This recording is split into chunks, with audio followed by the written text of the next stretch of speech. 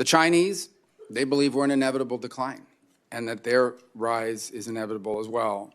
Like I said, they don't like the rules of the world as they believe were written by America and our allies, and so they increasingly are taking it upon themselves at every opportunity to challenge them. At every domain, they steal our ideas on innovation and so forth so that their companies can do the things that we do, but of course do it cheaper and flood markets with those products. I don't need to tell this panel or the members of this committee and the general public that they're expanding their military capabilities in an extraordinary way to include not simply projecting power in the Indo-Pacific, but around the world. By the way, they manipulate loopholes in our laws and in our systems in this country to buy up land, buy up companies, gain strategic advantage in industries, and undermine our industries in return. They are a major part of flooding this country with deadly drugs that are destroying communities and ravaging entire families.